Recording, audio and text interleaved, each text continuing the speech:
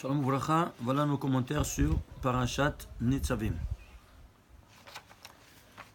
Bien qu'elle soit une des plus courtes de la Torah, 60 psukim, elle est très dense d'enseignements, d'allusions, de remazim, des sodotes incroyables.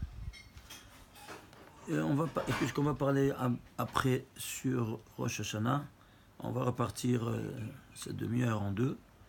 On va parler des choses spécifiques. On se trouve à Tem Nitzavim Hayom. Quoi vous trouvez aujourd'hui devant le Créateur, c'est-à-dire avant Rosh Hashanah. Et Rosh Hashanah, on doit faire Teshuvah. Alors il y a, c'est quoi? Sans des rigueurs.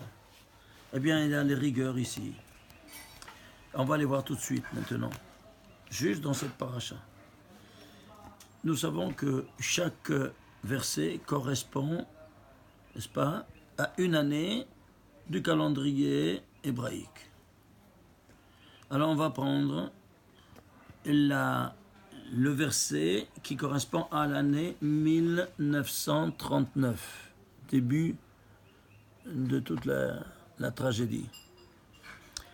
C'est le 5699e verset de la Torah. Et c'est écrit, V'amrou, ils ont dit, Alacher Azvou, ils ont dit, c'est à cause qu'on a laissé le brit de notre Créateur, qu'il a conclu avec nos pères, que nous avons tout ce qui se passe maintenant. Vous voyez? Ça c'est le 5, donc, ça c'est le 29 Netzavim, 29e chapitre, 24e verset de Netzavim. C'est le 5699e verset qui correspond à l'année 1939, de la Shoah. C'est clair? Alors vous comprenez maintenant qu'est-ce qui se passe ici. Il commence à te dire, si vous lisez tout ça, une catastrophe. 1940, 1941, 1942, 1943, 1944, 1945. Jusqu'ici, tu fais la gématrie de tous ces 7 versets, de ces 7 années de martyrs et de destruction totale de notre peuple, malheureusement. Eh bien, c'est la valeur totale de tous ces versets, du 24e verset au 2e du chapitre 30, eh bien, le total, 25 807. Je veux savoir quelle est la signification de cette valeur. Eh bien, décompose-le, tu comprendras. Ilan alilan, dit Rabbi Shimon Bar Yochai, comme je vous l'ai déjà enseigné à plusieurs reprises. Ilan alilan, c'est-à-dire l'un sur l'autre. C'est-à-dire quoi? Décompose-le. Vous savez de quoi il est formé? De 2 nombres premiers. Tu peux le diviser que par 131 fois 197. 131, c'est quoi? C'est la gématrie de l'ange de la mort. Samer Mem Aleph Lamed. Et 197, c'est quoi? C'est un nombre premier, lequel? Le 46e nombre premier. 46, c'est la dimension cachée du Shem Ab, du nom du Shem Meforash, de 72 unités. Et nous savons, quand on prend la dimension cachée, c'est-à-dire les lettres qui n'apparaissent pas, c'est tout rigueur. Alors, l'ange de la mort qui est associé avec la dimension de rigueur du nom de Shem Meforash le plus élevé, c'est ça ce qui a régné pendant toutes ces années-là, de 1939 à 1945. C'est de la folie ou pas? Regardez maintenant, prenons 1948. C'est le 5708e verset de la Torah, c'était 5708 dans l'année hébraïque, correspondant à l'année 1948. Regardez ce qu'il dit. Ve'aviacha Hashem Elokecha, et l'Éternel ton Dieu va t'apporter El Haaretz Asher Yershu Abotecha, dans la terre que tes pères ont hérité. Vireshta ve'etivecha virbecha me'avotecha. Et donc, quoi donc? Et tu vas l'hériter et tu vas te multiplier dans la terre de tes pères. Mais est-ce que vous vous rendez compte? Juste à ce verset, tout le temps change. Déjà, ici, il commence déjà en 47, il change. Et si je t'amène, alors qu'est-ce que c'est? La déclaration de l'indépendance de l'État d'Israël. C'est pas incroyable? Et si tout ça ne suffisait pas, Hachem Elokecha, c'est le nom divin. Hachem Elokecha. Il y a 325 fois cette formule, Hachem Elokecha, dans toute la Torah. Pourquoi 325? Parce qu'il y a 320 rigueurs qui proviennent des 5 lettres Man-Safar finales, qui sont de rigueur. Donc 320 de rigueur, plus les 5 lettres de racine de la rigueur, ça fait 325. Toutes les rigueurs sont là. Eh bien, ici, cette rigueur-là maintenant, elle se transforme en miséricorde. Et l'Éternel, ton Dieu, va t'apporter à la terre que tes pères, ils ont hérité, et tu vas te multiplier en bien et tout ça. Eh bien, ce Hachem Elokecha, parmi les 325, j'ai été le compter depuis le début. C'est le 301e fois. Pourquoi 301? Parce que c'est le guématre de Ménorah. Et qu'est-ce qu'ils ont adopté le jour de l'indépendance? Quel est le symbole de l'État d'Israël? La Ménorah. 301e Hachem Elokecha, qui est Gematria Ménorah. Mais est-ce que vous vous rendez compte? Tout est inscrit. Même quel est le symbole que tu vas choisir, n'est-ce pas? Et qui va caractériser, quoi donc? L'État d'Israël qui retourne après 2000 ans. Aïe, aïe, aïe, si vous voyez ici, c'est quelque chose de spectaculaire. On va voir la semaine prochaine la suite. Parce que c'est quelque chose de vraiment incroyable. Chaque verset, comme il dit, qu'est-ce qui va se passer dans l'année. Allons maintenant sur Rosh Hashanah qui s'avance, et comme vous n'aurez pas le temps dimanche de voir, alors on vous le donne tout de suite. Le sort de Rosh Hashanah, c'est quoi? C'est le jugement universel. Et si c'est un jugement universel, alors qu'est-ce qu'on a? Des rigueurs. Yemé Gevura, ça s'appelle. Des jours de rigueur. Et quelles sont les rigueurs? Il y a 216. C'est quoi? Le sod du rayo. Le grand secret du rayo, c'est quoi? Resh Yod Vav. 210 et 6, 216. Et c'est la gematria du mot Gevura. Alors, c'est ceux-là qui vont maintenant régner le jour du jugement universel, dans les 2 jours de Rosh Hashanah. Le premier jour, on fait Din Akashia, un jour de rigueur très dur, et le deuxième, une rigueur coulante, Dina Rafia, ça s'appelle. Et pour cela, nous devrons mettre en action, à tous les niveaux, 216, cette valeur 216, qui d'ailleurs se trouve partout. Comment? Regardez. L'origine de ces 216, c'est quoi? C'est les 2 tables de la loi. La Gemara Baba Batra, page 14, nous dit la grandeur et les dimensions techniques des tables de la loi. Elles étaient une amma sur une demi-amma. Une amma, je ne veux pas un demi, je veux en entier. Alors ça c'est 6 téphars, 6 palmes. Une amma c'est d'ici à là un coudé. Il y a 6 fois 6 palmes. Alors ça c'est la dimension de chaque table. Donc le courant qui est en dessus, qui est dessiné dans les synagogues, c'est des bobards, des bêtises. Ça c'est pas nous, ça c'est du monde non juif qui croyait que c'était comme ça. Alors que ça n'existe pas une chose pareille. Ça c'est la dimension exacte. Donc c'était un carré et de tous côtés. Alors 6 par 6, 36 par 3, 108 fois 2, 216. Les voilà donc, ces 216 téphars cubes, que si toi tu vas les adopter comme attitude dans ton comportement, alors tu mates toutes les rigueurs. Ceci étant dit, vous voulez voir, je donne un petit exemple. Moshe Rabbeinu, il se trouvait avec tout le peuple devant la mer Rouge. Alors, il y avait l'obstacle, il y avait derrière qui courait, les Égyptiens pour les attraper. Comment faire? Il a prononcé ces 72 noms divins que vous voyez ici, qui sont articulés chaque nom divin de 3 lettres. 3 fois 72, 216 lettres. Ces 216 lettres-là, qui les a prononcées en 72 noms divins, c'est eux qui ont ouvert la mer Rouge. Nous avons les lettres, mais nous n'avons pas les voyelles. Comment les voulons les prononcer? Alors, la Kabbale nous dévoile justement les lettres. Ceci étant dit, on pourra maintenant les mettre en fonction. Ils se trouvent partout. Ces 216 rigueurs qu'on peut les mater. Par exemple, David Ameller, il comprend donc que quoi? Que ces 216 viennent à notre rencontre pour notre bien. Alors on doit les manipuler. Eh bien, il écrira, parce que où est-ce qu'elles se trouvent, ces deux tables de la loi? Dans l'Arche Sainte.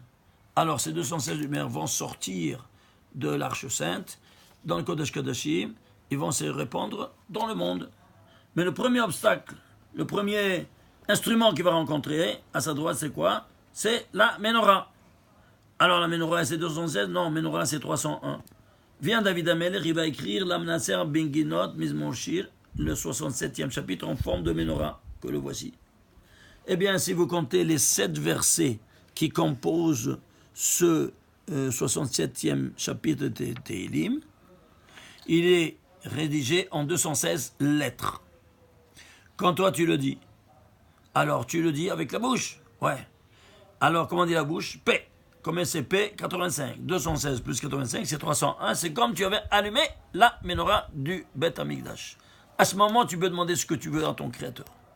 C'est pour ça que quand quelqu'un il a besoin SOS d'un service divin, il n'a qu'à prendre le Lamasséar en forme de Ménorah et la réciter. Et après, pour le mérite de ce petit hymne que j'ai dit, Kadosh Baruch Hu, aide-moi dans ça, A, B, C et D. C'est clair? David Ameller, il a écrit ce psaume sur une tasse de Zahav, sur une plaque en or massif. Et avant d'aller en guerre, il le disait, et tous retournaient sains et saufs de la bataille. Tous ces soldats. Essayez pour vérifier ce que je vous dis, et vous allez le voir. Ceci étant dit, alors tu vois que maintenant, ça ici, 216. Mais je trouve partout. Par exemple, ici, si on prend par exemple les tzitziot. Où sont les tzitziot? Les tzitziot aussi. Voilà, ici les tzitziot. On a ici le paracha des tzitzit, n'est-ce pas? Il y a dans toute la paracha des tzitziot le nom Emet en filigrane, n'est-ce pas? 17 fois. Si vous prenez la valeur de tous ces 17 codes du mot Emet que tu dis en dernier lieu, ça sort 648. C'est quoi 648? C'est 3 fois 216. Pourquoi? Parce que Tzitzit, il est cité 3 fois dans la chose. 3 fois 216. Chacun, il a une valeur en soi de 216. Qui viennent pour mater toutes ces rigueurs. Ça, j'ai pris un petit exemple, n'est-ce pas? On peut compter jusqu'à demain, mais on a écrit tout un livre qui va sortir j'espère, tout de suite après les fêtes. Be'ezrat Hashem. Alors, comment on va maintenant agir? Regardez à Rosh Hashanah. À Rosh Hashanah, le livre des Mekoubalim, c'est écrit chaque Aleph, il écrit Yod, Vav, Yod. Oui, bon. À Rosh Hashanah, dans le Marzor de Rosh Hashanah, le Aleph, il écrit Yod, Vav, Resh. Un Resh à l'envers. Ça fait combien? 210 et 6, 216. Chaque Aleph, il a cette formule, parce qu'il appelle en cause, quoi donc? Les 216 rigueurs à mater. Alors, on a ces 2 jours, 216 plus 216, ça fait 432. À Kippour, qu'est-ce qu'on a? Les 216 premières tables ont été brisées. On va recevoir une autre fois 216. 216 plus 216, ça te fait 432, les voilà. Ça correspond à Dina Rapia, et ça c'est Dina Kashia, c'est pour ça qu'ils n'ont pas de tenue. C'est dur. Alors, ceci étant dit, qu'est-ce qu'on a? On va avoir maintenant, ça c'est Rosh Hashanah, ça c'est Kippour. Eh bien, on va les avoir où ça? À Où ça? À Sukkot. Alors on va demander SOS de nous sauver de ces 432 rigueurs, 216 soupes doubles. Kashia Verafia. Alors on va dire SOS, que c'est SOS? Hoshana, Hoshana. Que les non-juifs, ils ont traduit, c'est intraduisible, mais ils ont gardé la prononciation, ils ont dit Hosanna, Hosanna. Si vous allez, si vous allez demander à des non-juifs, qu'est-ce qu'ils disent dans les églises? Hosanna, Hosanna.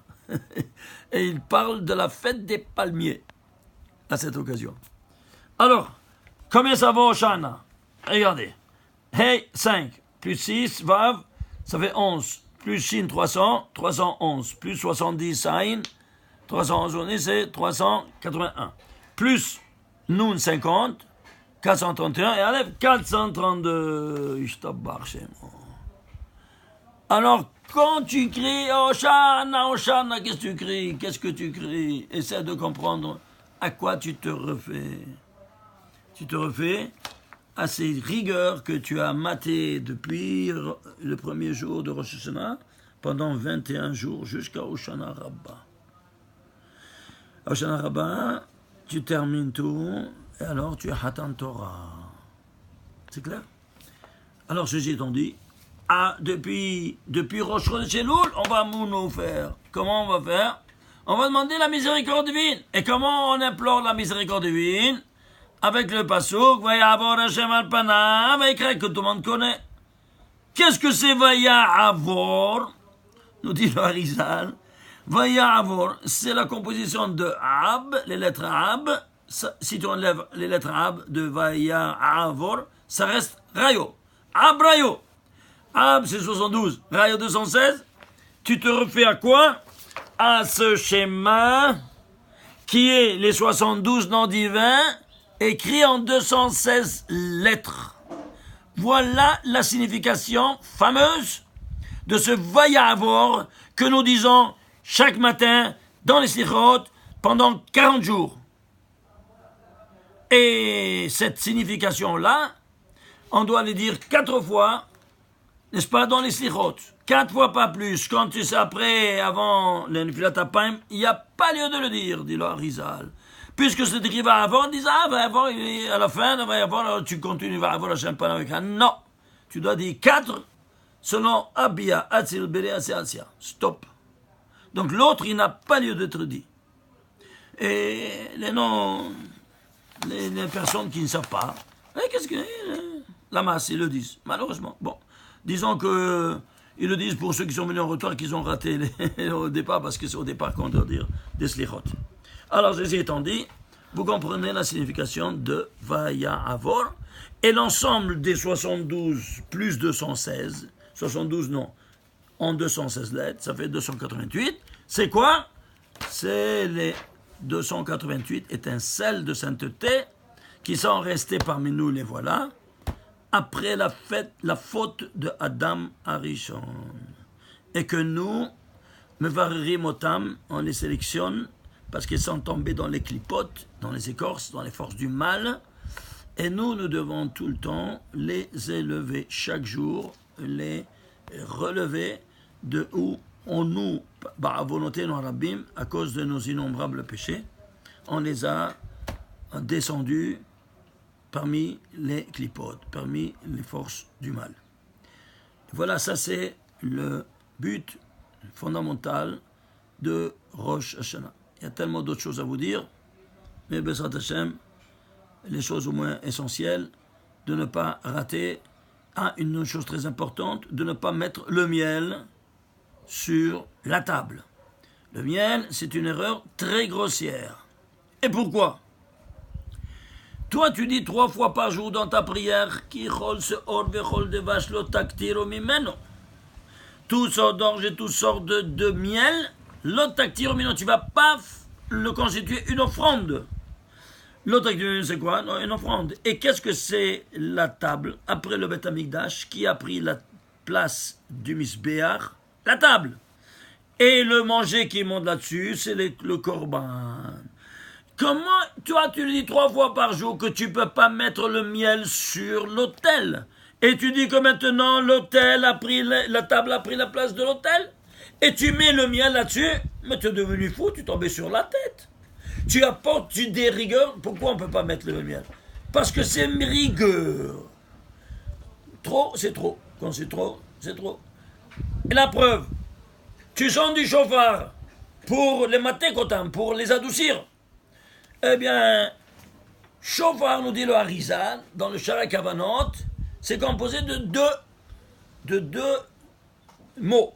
Chou, par. Chou, shinvar, c'est 306. C'est le gematria 2 Devash, c'est 306. C'est rigueur. Et par, c'est 280. C'est la valeur numérique de ces 5 lettres Mansafak final. Alors, c'est le rigueur, le miel, c'est rigueur. Et le par, les 5 lettres, je les mets ensemble. Moins par moins, qu'est-ce que tu fais en mathématiques? C'est plus. Bang, tu as donné knockout à toutes ces Korodatouma à travers le chauffard. Donc, on met quoi alors?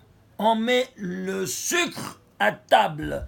Et le balabait, il trempe dans le sucre et après dans le sel et il mange 3 fois. Ainsi pour chacun qui va distribuer, 3 fois dans le sucre, 2 dans le sel et après il le distribue à chacun.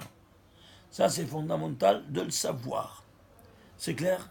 Donc, si quelqu'un il veut éviter de commencer par le pied gauche pour toute l'année, eh bien, il doit éliminer complètement cette coutume. C'est même pas une coutume, c'est une erreur grossière des ignorants de notre peuple qui ont mis. Pourquoi c'est écrit 4 de vaches et Shana Tova ou Metuka, 4 de vaches, que ce soit une année de Tova, de bonne, bien, et au Metuka, et douce, comme le mien. C'est comme le mien, il n'a pas dit avec le miel.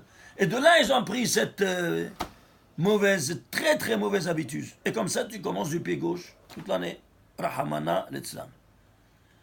Alors, Tizkur Shanim Rabbot Ne'imot Vetovot Vebezrat Hashem, que cette année qui s'avance, c'est le Mashiach finalement qui viendra, n'est-ce pas, nous délivrer de toutes ces dynimes, de toutes ces rigueurs. Amen ve Amen. Shabbat Shalom. Shana Tova.